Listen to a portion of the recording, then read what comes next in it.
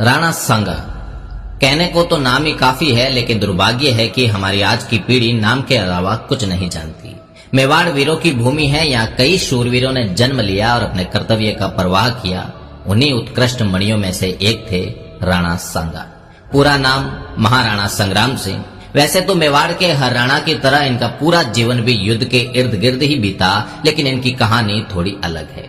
राणा सांगा ने अपने जीवन काल में 100 से अधिक युद्ध लड़े और इन युद्धों के दौरान राणा सांगा ने अपनी एक आंख, एक हाथ और एक पैर गंवा दिया। फिर भी राणा रुका नहीं, झुका नहीं। कल्पना करिए, एक योद्धा जिसके शरीर पर 80 घाव है, एक हाथ नहीं, एक पैर नहीं, एक आंख नहीं, फिर भी वो रणभूमि में दुश्मनों को अपनी तलवार व भाले से मौत के घाट उतार रहा है, तो वो सिर्फ राणा सांगा है। खानवा के युद्ध के दौरान जब सभी राजपूत शासक राणा सांगा के साथ खड़े थे, बाबर मैदान छोड़कर भागने वाला था, उस वक्त शीला द्वितीय, जो सांगा का रिश्ते में उनका सगा बेनोई था, 30,000 घुड़सवारों के साथ एकदम युद्ध के बीचों बीच बाबर से मिल गया। भारत के भाग्य का फैसला हो गया। आने वाले 300 साल तक समरकंद से आए तैमूर वंशी तुर्क, जो मुगल कहलाए, हिंदुस्तान के भाग्य विधाता हो गए। राणा सांगा फिर लड़ना चाहते थे, लेकिन घायल सांगा को जहर दे दिया गया।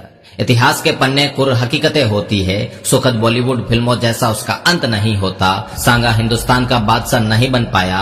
सांगा को हराने वाले बाबर की कब्र भी हिंदुस्तान के बजाय अफगानिस्तान में बनी। राणा सांगा ने 100 से अधिक युद्ध लड़े, जिनमें मात्र एक युद्ध में पराजित हुए, और आज उसी एक युद्ध के बारे में दुनिया जानती है। उसी युद्ध से राणा सांगा का इतिहास शुरू किया जाता है और उसी पर खत्म किया जाता है।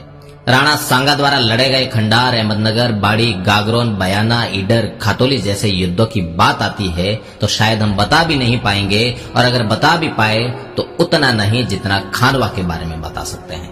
भले ही खातोली के युद्ध में राणा सांगा दिल्ली के इब्राहिम लोदी को दिल्ली तक खदेड़ दे, वो मायने नहीं रखता।